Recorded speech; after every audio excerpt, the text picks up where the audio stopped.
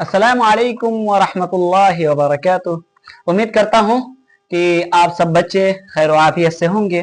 तो आ गए हम चौथा चैप्टर लेके दरख्शा यानी 10वीं क्लास का, जो आपके सामने है इस शेर के साथ कि वह खुद ही तय करते हैं मंजिल आसमानों की, कि वह खुद ही तय करते हैं मंजिल आसमानों की, परिंदों को नहीं देती तालीम, नहीं दी जाती तालीम उड़ानों की। कि वो खुद ही तय करते हैं मंजिल आसमानों की, परिंदों को नहीं दी जाती तालीम उड़ानों की, रखते हैं जो हौसला आसमान छूने की, रखते हैं जो हौसला आसमान छूने की, उनको नहीं परवाह कभी गिर जाने की। चलिए आप लोग भी बने रहिए, अपने हिम्मत को कभी पस्त मत कीजिए। हम आपको हर एक सवाल का जवाब बआसानी यहां पे समझाने की कोशिश करेंगे।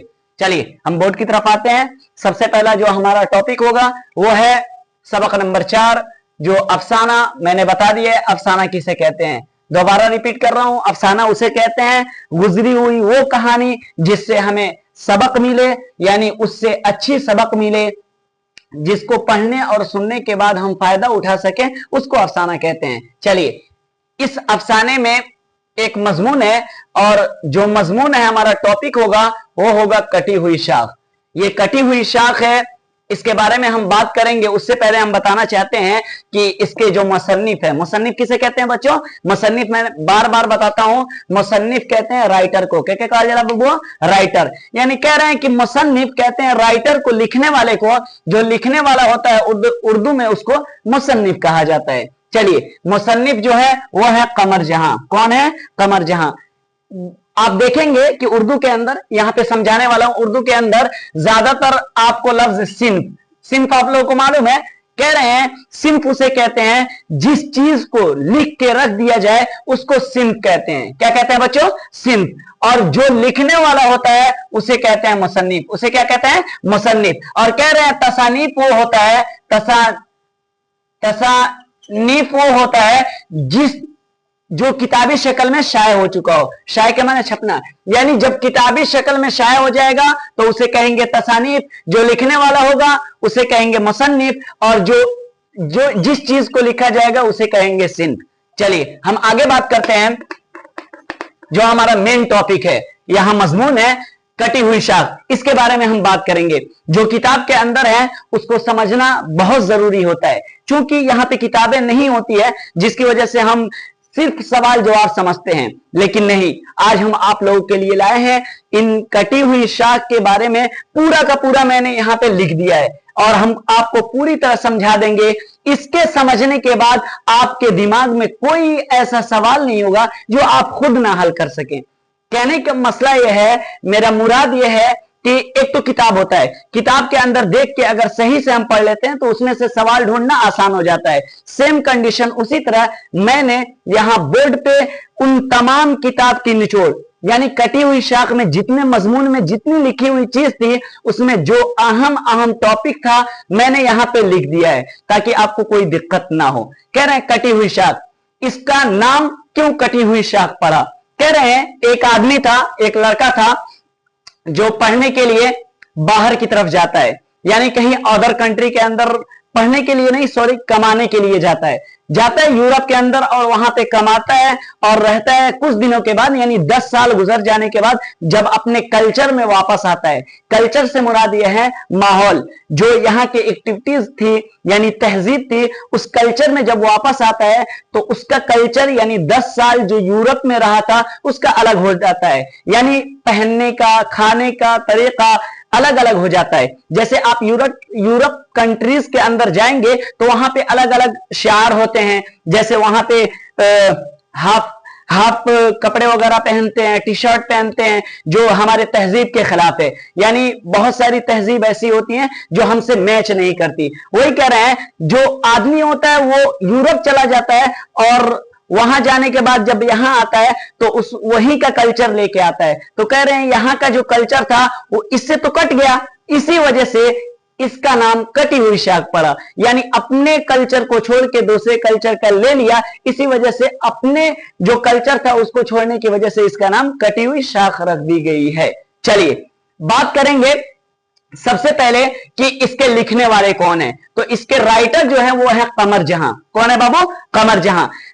इस कटी हुई शाख पढ़ने से पहले हम इनके बारे में जानते हैं, ये कौन थे, कैसे थे, इन्होंने कैसे लिखा, इनका मजमून मेन टॉपिक क्या था जो लोगों को समझाना चाहते थे। क्योंकि अफसाना मैंने बताया था वो सबक जिससे कुछ सबक हासिल हो, तो कह रहे हैं इनके बारे में बात करते हैं। चलिए, तो आप लोग देखते होंगे कि सबसे मेरा पहला जो टॉपिक है वो है कमर जहां की पैदाइश, यानी उनके बारे में मैं पूरी तरह से बताना चाहता हूं, जो आप कल जो मैं सवालात लिखवाऊंगा वहां आप बआसानी जवाब दे सकेंगे। चलिए, कह रहे हैं कमर जहां की पैदाइश तकरीबन 1951 या 1952 में हुई। यानी किताब जो लिखने वाले हैं, किताब यानी जो किताब लिखने वाला जो पटना है ना, पटना में जहां पे ये किताब लिखी जाती है, उन्होंने जब इसका रिसर्च किया कि कमर जहां की पैदाइश कब हुई थी, तो उनको भी शक हो गया, यानी शक में मुब्तला हो गए, जिसे कहते हैं कशमकश। कशमकश का मतलब यह होता है कि होगा या नहीं, तो वही कशमकश में पड़ गए और उन्होंने कहा शक की बुनियाद पे कि या तो 1951 में होगा या तो 1952 में होगा। यही कहना चाहते हैं। कह रहे हैं तकरीबन, तकरीबन जहां भी लफ्ज इस्तेमाल किया जाता है तो शक के दर्जे में रखा जाता है, होगा या नहीं होगा पूरा मुकम्मल तौर पे नहीं पता होता है। तो कह रहे हैं चलिए मान लेते हैं कि 1951 या 1952 में उनकी पैदाइश हुई। अब कहां हुई, तो ये मैंने साफ लफ्जों में लिख दिया है, आप याद कीजिएगा इसको कि समस्तीपुर जिला के मर्दमखेज गांव बुजुर्ग दवार में हुई थी। कह रहे हैं इनकी जो पैदाइश हुई थी कहां हुई थी बच्चों? समस्तीपुर जिला के मर्दमखेज गांव बुजुर्ग दवार में हुई थी। ये मेरा पहला टॉपिक था, इसको समझने की कोशिश कीजिएगा, क्योंकि अगर यहां पे मैं सवाल सिर्फ लिखता हूं तो इससे आप बआसानी जवाब तो याद कर सकते हैं लेकिन इसका मेन मुद्दा नहीं याद कर सकते, इसी वजह से मैंने टॉपिक लिखा है। तो हमारा पहला टॉपिक हल हुआ। आगे की तरफ अगर बात करें तो आगे की तरफ जो है उनके वालिद का नाम सैयद अताउल हक था। किनके वालिद का बच्चों? कमर जहां। यानी कमर जहां जो थे उनके वालिद का क्या नाम था? सैयद अताउल हक था। वालिद किसे कहते हैं? मैंने बताया था एक होता है वालिद और एक होता है वालिदा। यहां पे मैं बता दे रहा हूं, आगे भी सिर्फ आप लोगों से पूछूंगा, आप कमेंट में जरूर बताइएगा। एक होता है वालिद, वालिद के माने अब्बू, वालिद के माने अब्बू, मैंने पहले बता चुका हूं। एक होता है वालिदा, वालिदा के माने अम्मी जान। यह हमेशा बार बार बता रहा हूं इस वजह से कि हमारा आप अभी अभी आए हैं पढ़ने, कुछ दिक्कतें पेश आएंगी जो मैं बआसानी हर एक का माना समझाने की कोशिश करूंगा। चलिए आगे की तरफ बात करते हैं। वालिद के माने अब्बू और वालिदा के माने अम्मी। कह रहे हैं उनके वालिद कमर जहां के वालिद का नाम क्या था? सैयद अताउल हक था। कह रहे हैं तीसरा हमारा जो पॉइंट है, ये खानदान यानी कमर जहां के जो खानदान थे, कह रहे हैं अफराद इल्म। अफराद इल्म किसे कहते हैं? देखिए बच्चों यहां पे समझने की कोशिश करेंगे। कह रहे हैं फर्द है वाहिद। क्या है बाबू? वाहिद। फर्द क्या है? वाहिद है। और कह रहे हैं अफराद ये है जमा। वाहिद जमा जानते हैं आप लोग? चलिए वाहिद जमा पहले बता दे रहा हूं चूंकि थोड़ी दिक्कत होगी आपको। वाहिद कहते हैं सिंगुलर के, सिंगुलर किसे कहते हैं? एक। सिंगुलर किसे कहते हैं? एक को। और कह रहे हैं जमा, जमा का लफ्ज इस्तेमाल हर जगह होता है, तो जमा कहते हैं दो या दो से अधिक को, दो या दो से ज्यादा को। कह रहे हैं जमा यानी प्लूरल। बआसानी आप समझ गए होंगे। तो वही कह रहे हैं यहां पे अफराद का लफ्ज इस्तेमाल किया गया है ना, देखिए यहां पे आराम से। तो कह रहे हैं अफराद जमा है किसका? फर्द का। अब बात करते हैं फर्द के माने क्या होता है। फर्द के माने मर्द, फर्द के माने एक मर्द, फर्द के माने एक मर्द। चूंकि वाहिद है ना यानी सिंगुलर है ना, सिंगुलर तो एक को कहते हैं, तो फर्द माने एक आदमी और अफराद के माने बहुत सारे आदमी। क्या है? बहुत सारे आदमी। समझ में आ गया? यह बताना यह मकसूद है कि वाहिद और जमा का जानना बेहद जरूरी है। सवाल रट लेना या याद कर लेना ये आसान तो होता है, लेकिन आगे चल के मुश्किलात ऐसे आते हैं जो आपको अफराद और फर्द में फंसा सकते हैं। इसी वजह से मैंने साफ तौर पे बोल दिया है कि बआसानी आप वाहिद और जमा का पूरा जो इसमें तफरीक है, फर्क है, उसको समझ लीजिए बआसानी। कह रहे हैं फर्द एक मर्द को कहते हैं। तो कह रहे हैं ये खानदान के अफराद यानी खानदान में जितने भी सारे लोग थे, फर्द होता तो एक आदमी, लेकिन अफराद का लफ्ज अगर इस्तेमाल किया गया है तो इसके माने बहुत सारे फर्द। कह रहे हैं ये खानदान के अफराद इल्मो अदब, इल्मो अदब। ये देखिए बच्चों,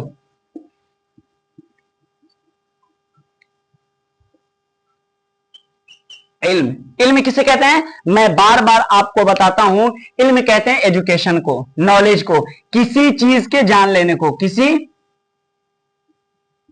चीज के मालूम हो जाने को। यानी ये इल्म है ना, किसी चीज को अगर हम जान लेते हैं उसे कहते हैं इल्म। आगे देखिए, उसके बाद है मुअल्लिम। क्या है बाबू? मुअल्लिम। कभी कभी मुअल्लिम का लफ्ज इस्तेमाल किया जाता है, तो मुअल्लिम उसे कहते हैं जो उस चीज को सिखाने वाला होता है। कहने का मतलब यह है, मुअल्लिम के माने टीचर भी आप कह सकते हैं बआसानी, और इल्म के माने वो चीज जिसको सीखी जाए बआसानी। और तालीम एक होता है, क्या होता है? मुताल्लिम। क्या होता है? मुताल्लिम। एक होता है मुअल्लिम, एक होता है मुताल्लिम। मुताल्लिम कहते हैं स्टूडेंट को, यानी वह जो उस चीज को सीखे। समझ में आ गया ना? कह रहे हैं इल्म वो चीज जिसको सीखी जाए, और मुअल्लिम वो जो उस चीज को सिखाए, और मुताल्लिम वो जो इस चीज को सीखे। सीखने वाला कौन होता है बाबू? स्टूडेंट होता है ना, कभी भी कौन होगा? स्टूडेंट। और सिखाने वाला कौन होता है? टीचर। और वो चीज जो सीखी जाए वो क्या हो गया? नॉलेज। क्या हो गया बाबू? नॉलेज। समझ में आ गई? आप लोगों को समझ में आ गई होगी। अब कह रहे हैं इल्मो अदब से दिलचस्पी रखते थे। कहने से मुराद ये है कि ये इनका खानदान के जितने भी सारे लोग थे ना, वो क्या करते थे? इल्मो अदब से दिलचस्पी रखते थे। कहेंगे सर दिलचस्पी के माने क्या होते हैं? तो दिलचस्पी के माने ये होते हैं लगाव रखना, दिल से अच्छा समझना। किस चीज को? इल्म और अदब को। इल्म और अदब दोनों में फर्क है, इल्म और अदब दोनों में फर्क है। इल्म कहते हैं उस चीज को, जैसे मैंने एक चीज जाना कि यहां पे समझिए कि एक बेंच है, ये समझिए बेंच है, ये है बैठने वाला, और ये है जिस चीज पे रख के पढ़ा जाए। अगर हम बैठते हैं इस पे, अगर हम बैठते हैं उस पे जिस पे बैठ के पढ़ा जाता है, अगर उस पे किताब रखेंगे तो ये क्या हो जाएगा? बेअदब। क्या हो जाएगा? बेअदब। क्या हो गया? बेअदब। और जिस पे किताब रख के पढ़ा जाता है अगर उस पे बैठ गए तो क्या हो गया? बेअदब। और जिस पे किताब रखा जाए, जिस पे किताब ना रखी जाए, उस पे बैठा जाए तो अदब होगा। क्या होगा? अदब। कह रहे हैं जान लेना ही सिर्फ काफी नहीं होता, बल्कि उस पर अमल करना काफी होता है। मसलन हम तो जानते हैं इल्म ये है, हमारे इल्म में ये है कि गाली ना दिया जाए, गाली ना दिया जाए। इस चीज को हम जान गए, इसको कहते हैं इल्म। इसको क्या कहते हैं बाबू? इल्म। इल्म कहते हैं। अगर उस पर अमल किया जाए, जैसे हम गाली नहीं दिए, वो है अदब। क्या है बाबू? अदब। क्या है बाबू? अदब। दूसरे लफ्ज में उसको कहते हैं तरबियत। क्या कहते हैं बाबू? तरबियत।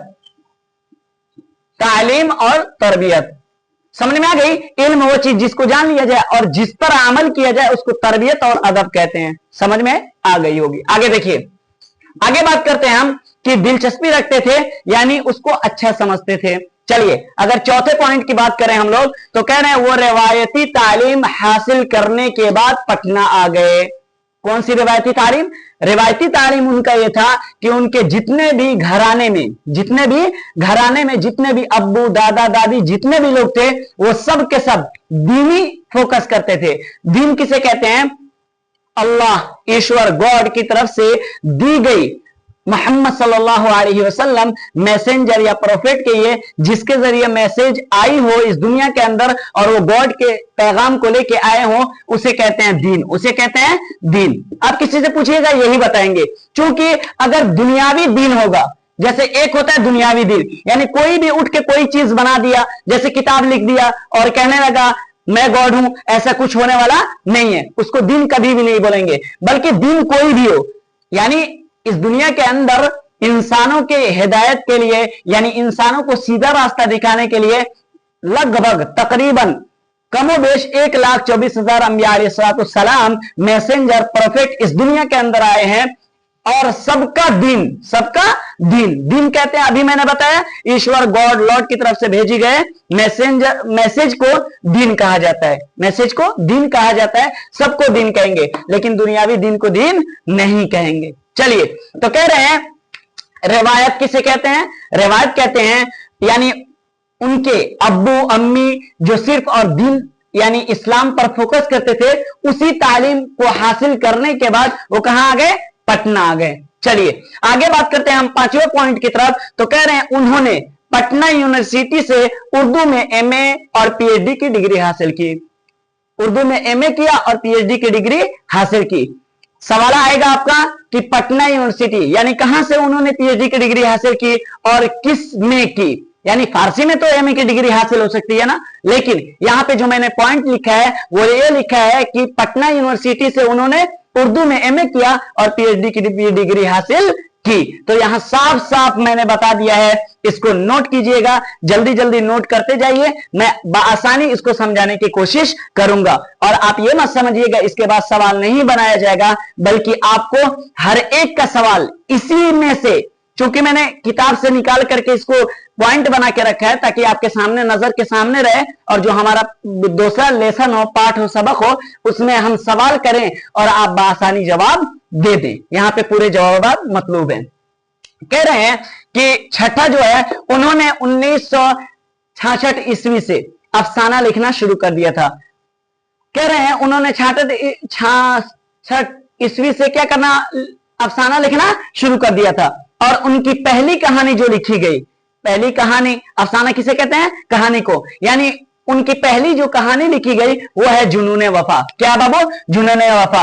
ये बहुत पॉइंट की चीजें हैं जो मैं इस पे टिक लगाने जा रहा हूं, निशान लगा रहा हूं। ये आता ही आता है, ज्यादातर सवालात मैट्रिक के अंदर ऐसे ही करते हैं कि कमर जहां की पहली कहानी कब लिखी गई, जो कल या आज मैं आपको अपलोड करूंगा जो वीडियो, उसमें बआसानी ये सवाल दूंगा और जवाब भी नीचे लिख दूंगा। आप आसानी के साथ इसको देखते रहिए और याद करने की कोशिश कीजिए। तो उनकी पहली कहानी कौन थी? जुनून वफा।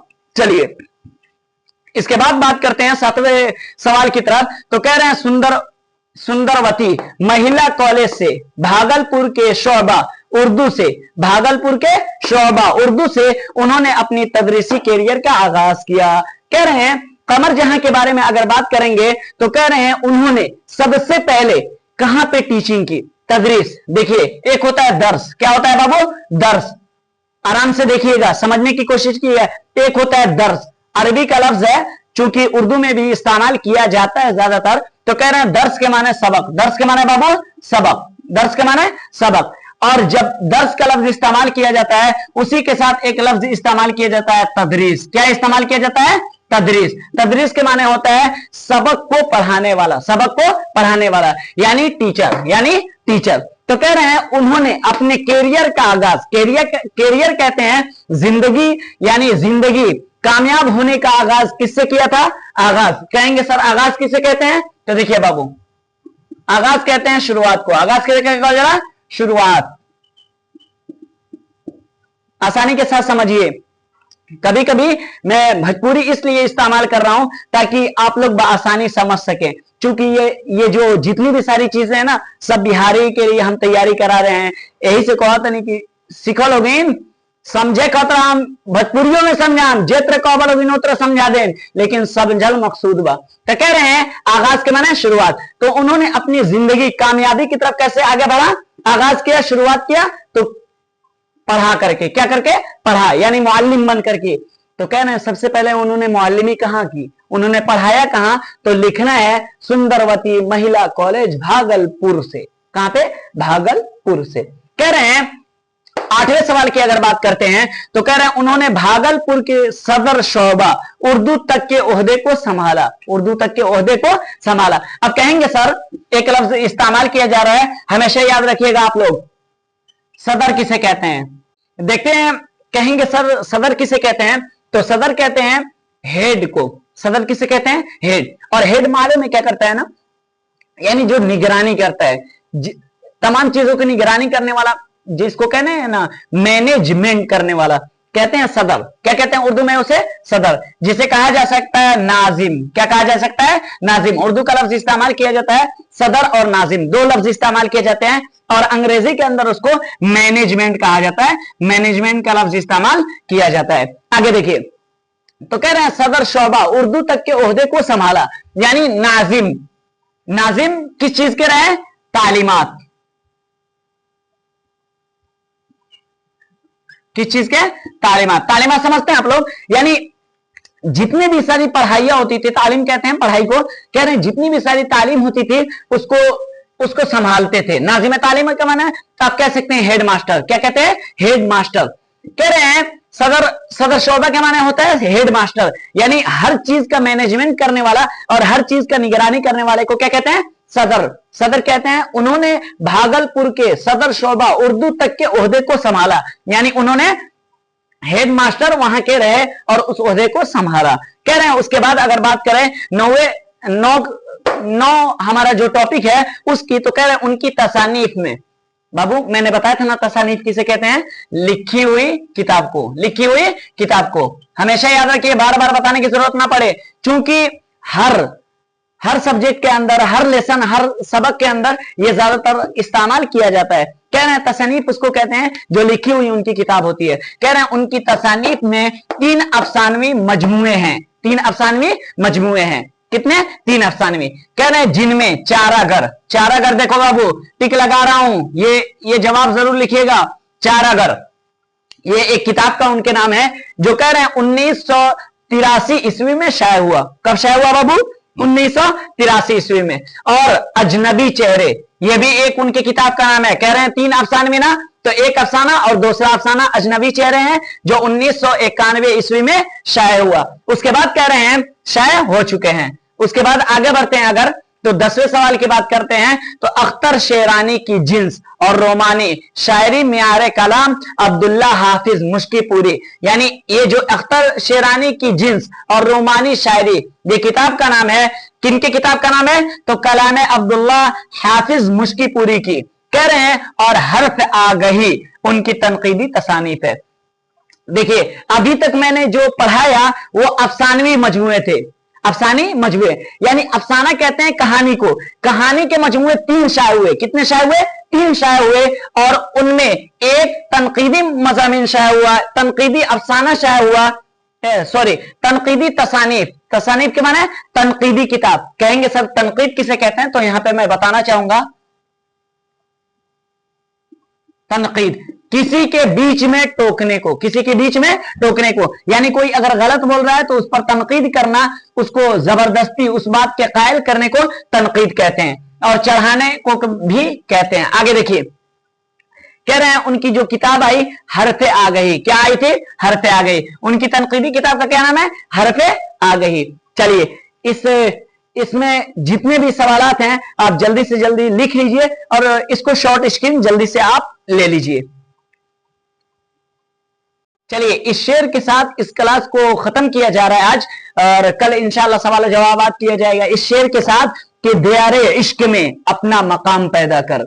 दियारे इश्क में अपना मकाम पैदा कर, नया जमाना नए सुबह शाम पैदा कर।